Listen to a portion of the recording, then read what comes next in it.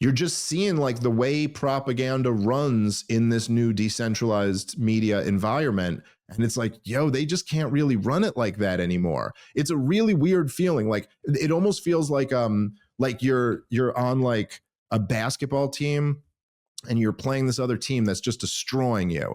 And it's because like, I don't know, like, you know, you're like in the 8th grade and they're in the 11th grade or something, and they're just destroying you. And you know, they, you know, in ours, it's these billion-dollar big corporate entities that are in collusion with the Pentagon and the CIA, and they're just like pumping out these lies to set up the American people for another, you know, horrible war.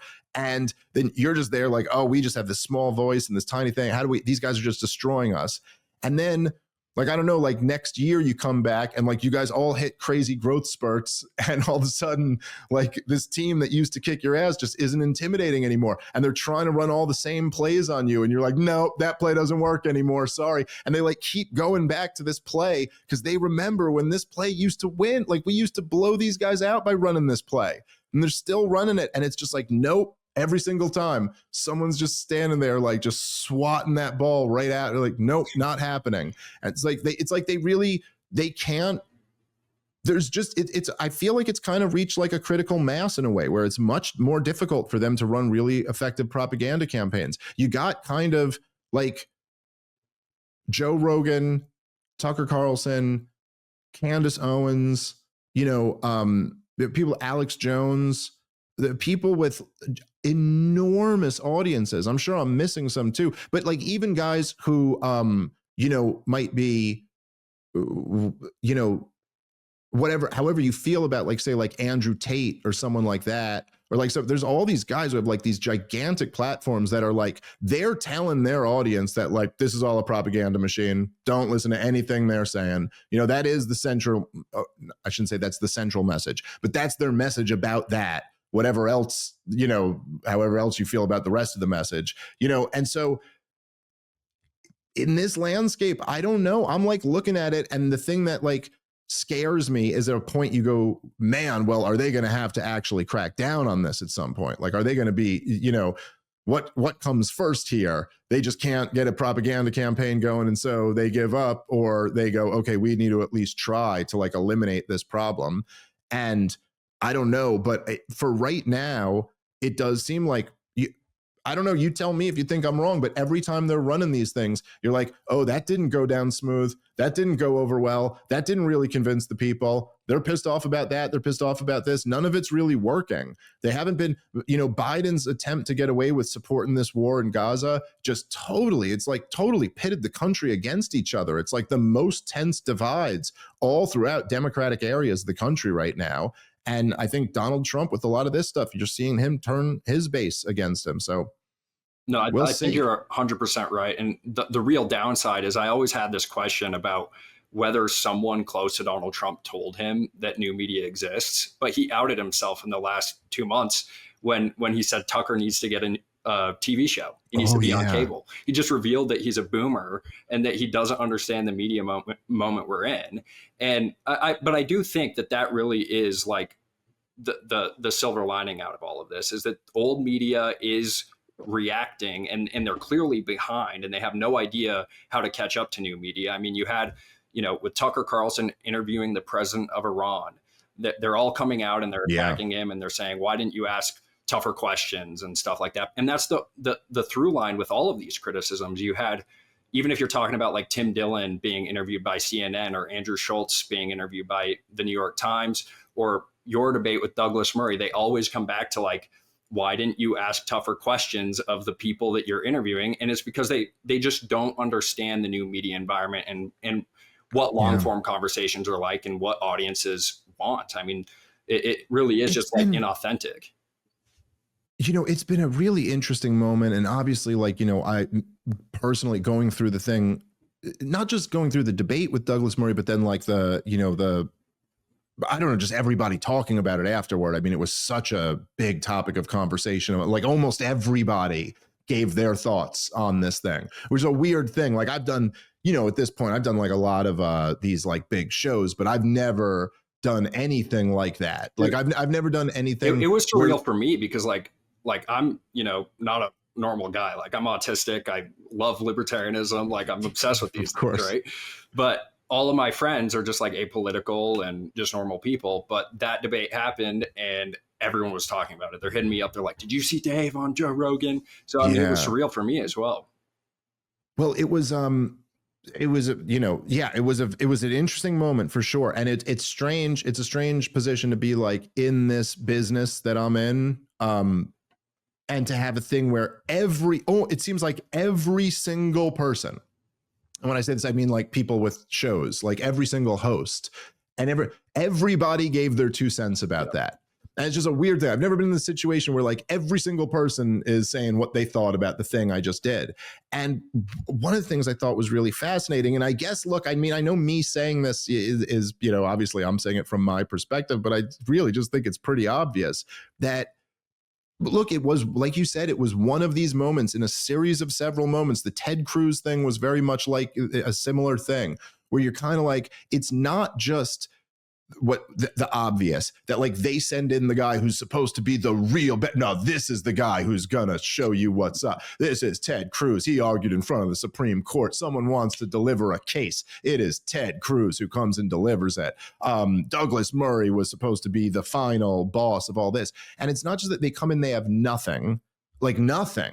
And the thing again, this was what was common with both of these podcasts, is that they just have, it's like they can't argue the point. They just have to argue you. This is just like what Douglas Murray just did the entire time to me. It was just like, if he said like, he was like, the war in Ukraine wasn't about NATO expansion.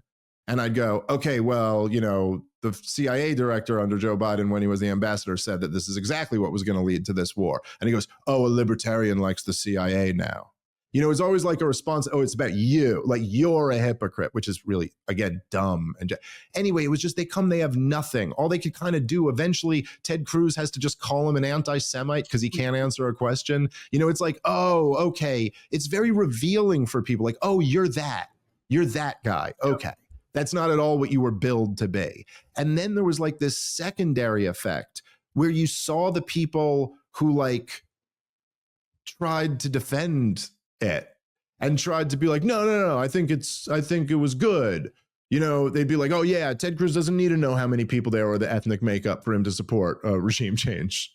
He doesn't need to know any of that stuff. Doesn't even have to. It's like, really? And then just like, oh shit, now you're revealed. You're revealed that you didn't think that like this was just a pathetic. He said it's in my holy book. Couldn't even tell you where in the book it was. Like you're defending this. And so I just see, I was literally just today, someone sent to me. It was Sam Harris and Jordan Peterson. And I guess this was from like a few weeks ago, but I just did not see this. But I don't know if you did. Yeah. But there's this part where. Too. Did you? Yeah. Okay. Well. So I guess it was going around on Twitter or whatever. But so I saw part of it, and they're talking about Darryl Cooper.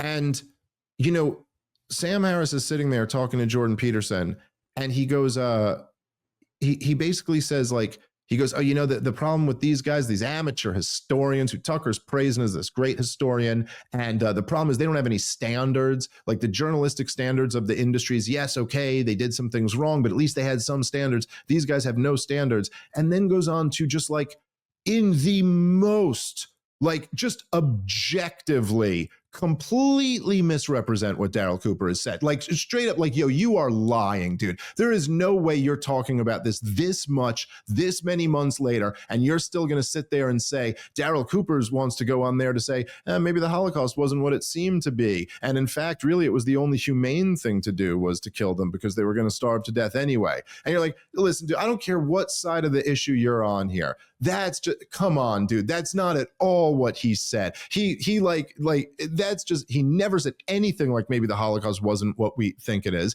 And he mentioned that there was a letter written from a prison guard back to Berlin that said maybe we should shoot them in the head. He didn't say maybe it was the humane thing to do. He just meant, like, they're just so designed. And then Jordan Peterson, of course, just like doesn't call him out on it and just like keeps going with the conversation. It's like, you see these things where Dude, Douglas Murray wrote an entire article about me in the what was it, in the Post after the debate.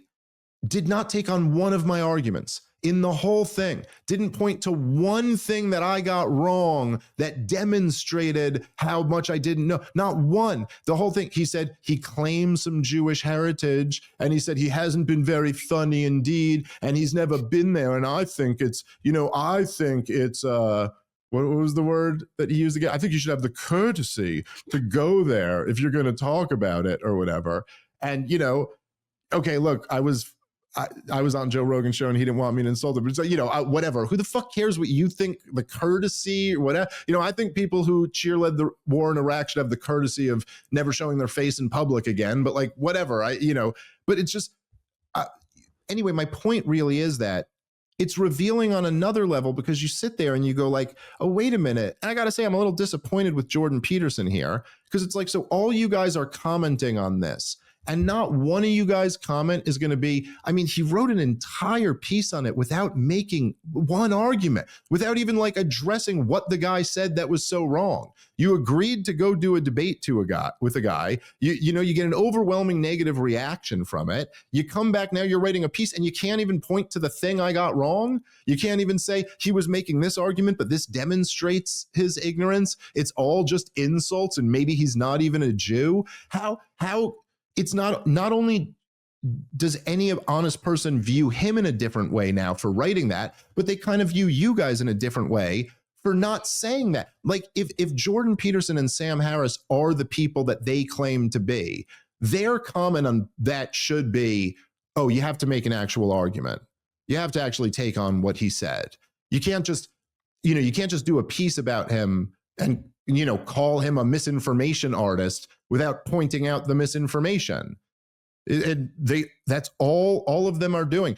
And I'll tell you, I've heard from just like a lot of people, like younger guys, more like around your age, who were kind of the thing where like, it was almost like a level where a lot of people going into this thing, I know this, they were like, hey, Dave, I love your show. I listen to you all the time, or I love every time you're on Rogan. Like, I know you and I like you, Dave Smith, but I'm a huge Douglas Murray fan, and I loved his book, The Madness of Crowds, and I loved this and I loved that. Like, I got a lot of people who were in that category, that was like, still kind of like, maybe I like Sam Harris and Jordan Peterson and Douglas Murray, but I also like you and the Mises Caucus and Scott Horton and these, like, I like all these guys. And that entire block was just totally moved in our direction from it. And that's something that I think was really positive that came out of it. And I think that I think that's true more broadly speaking too, with much bigger audience. I think the Tucker Carlson, Ted Cruz thing, I think absolutely moved a lot of people away from ever looking at Ted Cruz as, the guy who is so great at presenting his arguments, or even as anything.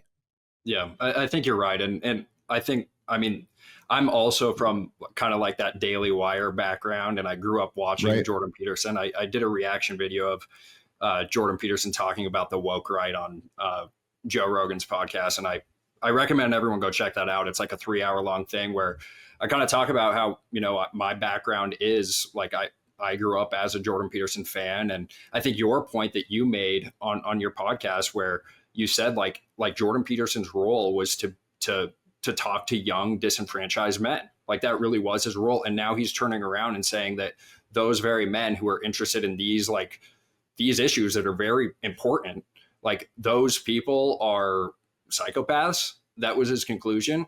And it is really disappointing. And like, if Jordan Peterson were to live out the way that, like the way that a lot of us were attracted to him for doing, like he would just have you on. Like, if Sam Harris made that argument, he would just have you on. But as with Ben Shapiro, we've known that Ben Shapiro has known who you are for a while now. And it was just this last month where he finally said your name. And it was because he finally caught you in a moment where he felt like he could dunk on you. Wasn't that interesting? That's when he finally says my name. After doing all these segments about me, he finally says my name when he thinks he can turn the Trump crowd against me. Like he thinks this is his moment to do that. And which is very interesting. It's like really didn't work at all. Like, and I've been through this game enough that I know like, nah, dude, you hold your ground and you say the right thing. You don't buckle in these moments because that's what ages well. That's the source of like all of my power in all of this is just that the stuff I was saying ages really, really well. Everyone, isn't it amazing, Liam? And again, it's not me because it really is like, I'm not even like sure I'm in the top 50% like intelligence wise of the like people in the Mises, like Ron Paulian, Misesian, Rothbardian style libertarians. But I'm in that camp and I'm good enough at knowing this stuff. And because I'm in comedy and all these other factors, I've gotten on like all these big shows. But, I'm sure you feel the same way because we're just constantly, the one thing that we really have that's at our back is that it's not even our political stuff. That's kind of our weakness. People would be like, oh, the Mises Caucus thing was a bad idea, or the LP was a bad idea, or supporting Trump was a bad idea. People could argue about that. Maybe they're right. But when it comes to the issues that we're talking about, almost all of the issues that you can remember, you're a young guy, almost all of the issues in like the time that you've been in this with us are just the consensus now. Like all the things that were controversial at the time, whether it's even like on the being against all the crazy woke stuff, that was like a big issue at a time, like, oh, you're not being sensitive about trans rights or something like that. That's just consensus now that was all madness that went way too far. Being against the wars, being against the COVID restrictions. I mean, like all of them, dude, they all sound like us now. Like if you were listening to my show through all of 2020, through all of 2021, all of 2022, and you listen to what is the story of COVID, everybody's saying, every right winger, every Trump supporter now says that's the story. At the time, they weren't. At the time, Ben Shapiro was saying, take the vaccine, you dopes. He ain't talking about that anymore. You might notice I'm still talking about how I was against the COVID vaccine the whole time, but he's not talking about how he was for it anymore. Because so you're just not going to like bully me out of taking these positions. But there's it's not just the fact that like these guys aren't inviting us on. It's just like then stop talking about us. Like, I don't know, and stop talking about us or do something substantive where you're talking about us. Like Jordan Peterson, and look, I'll just say this. Look, I'll say this not about me and maybe even against incentives here, because, from whatever the dynamic is, you're just kind of kicking a hornet's nest for me to even talk about this, but I don't really care. Fuentes, who, is a guy who I'll say, I think I went out of my way when he had, whether fairly or unfairly, and in many ways unfairly, been made like the most radioactive guy. I went out of my way to be cool to him and to treat him like a human being. Because I don't really believe in treating people like they're radioactive. I don't really believe in ruining people's lives over like their political views. And also because, the guy is like, he's a smart and compelling and talented guy. And so you're like, hey, you know what? Let him do his thing a little bit. Let's see what he has to say. Okay. Maybe he gets some stuff wrong or goes too far, but whatever. But I was cool to him. And I felt like he was very shitty to me for really no justified reason after that. So I have no need to like even get involved in this. But if I'm just being fair here, you're like, hey, Jordan Peterson, dude, you're doing a couple things here. When you go on Joe Rogan's show days after this Douglas Murray debate, and this is like the thing that is taking over to the point that this is going to be a topic of conversation on your episode here, is going to be what we thought about this Douglas Murray debate. And then when that comes up, you go to where do we draw the line? Who gets kept out? Who comes in? And you bring up the groypers. Like, you're doing two things here. Number one, it's like, okay, where the fuck did the conversation about the groypers come from? Fuentes wasn't on Rogan. You know what I'm saying? Like, okay, the people in question here were like Darryl Cooper and Ian Carroll and me. And so why are you even bringing this guy in now to try to like be like he's the example or something like that? Like, why are we even having a conversation about that if he's never been on the show to begin with? So that's a weird thing. It's like it's kind of like saying someone's alt-right adjacent, like what they always used to say about Jordan Peterson, right? Like being like, oh, what the topic is Jordan Peterson? Well, Christopher Cantwell, you know what I mean? Like what they always used to do, just like, oh, let me talk about this other guy, and then kind of paint you all together.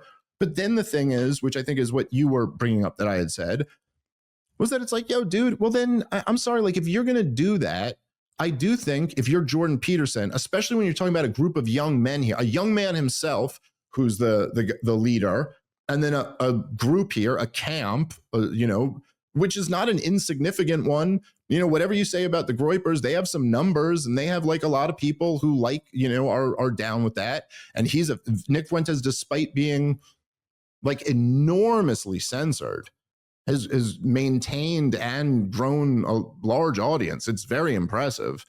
And so you're calling them out. Well, then, you know, there is something where like if you go on the Joe Rogan show and you call them out, then yeah, maybe you do need to sit down with Nick Fuentes.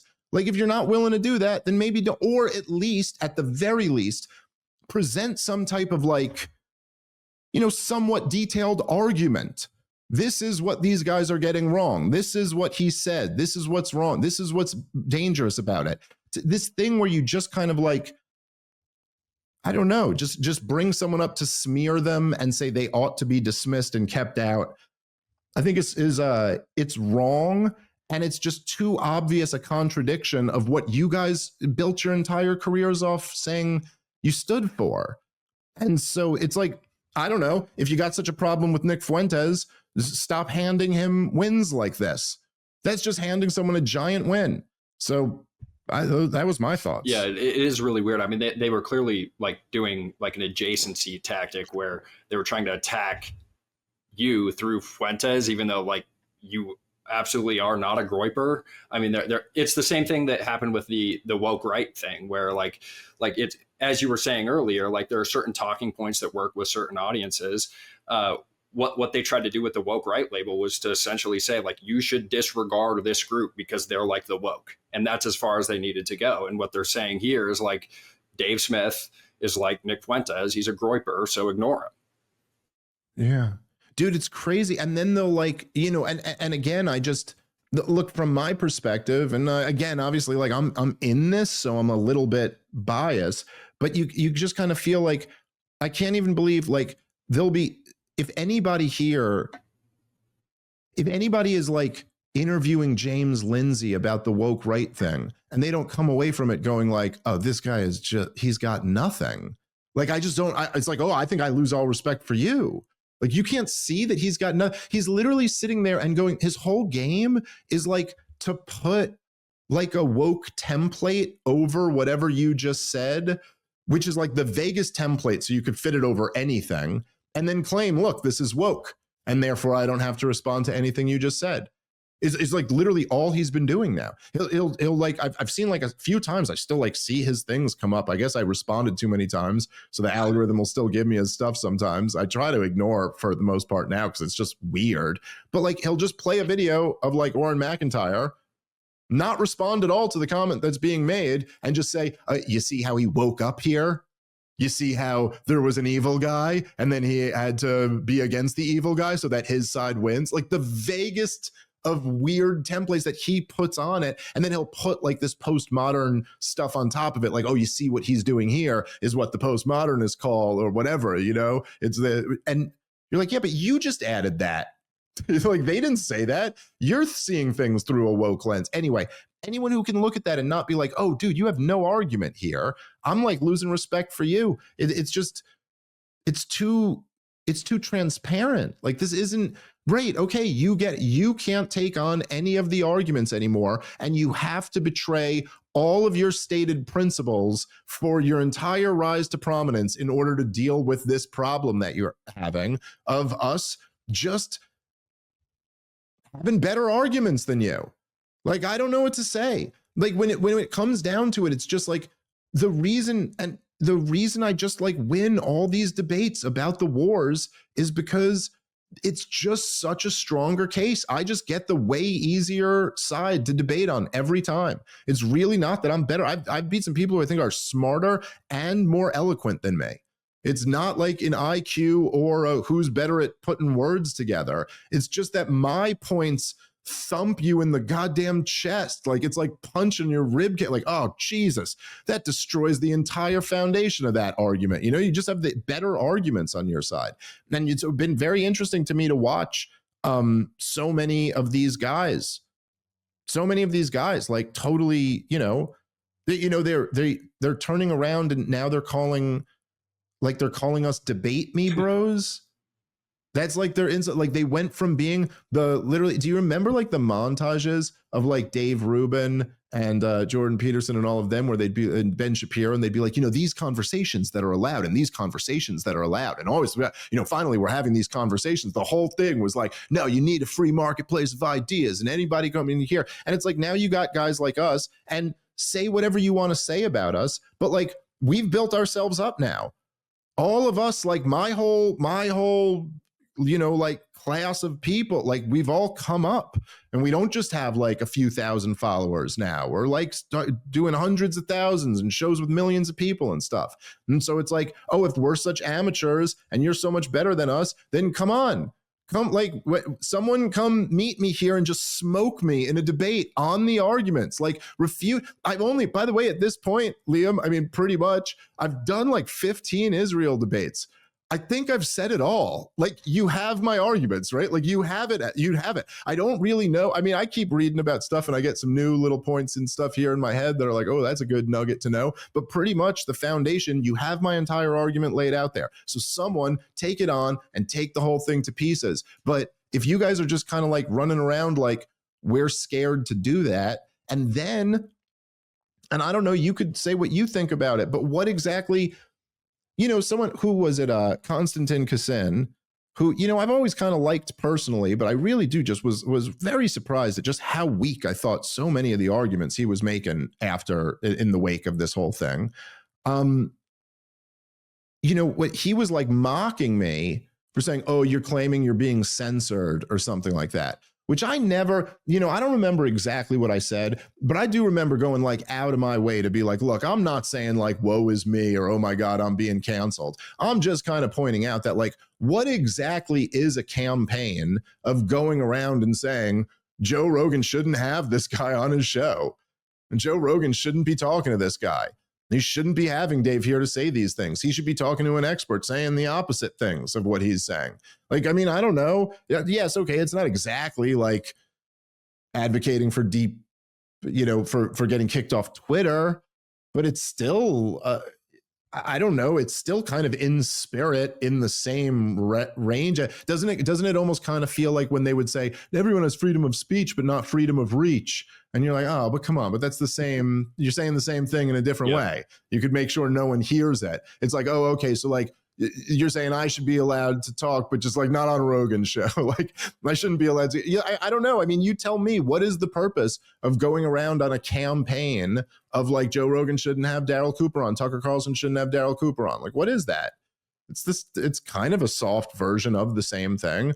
That me and you, I'm sure, would make a distinction when the government's not involved. Okay, I'm not like accusing you of like doing that, but it's still, I just think it's too exposing.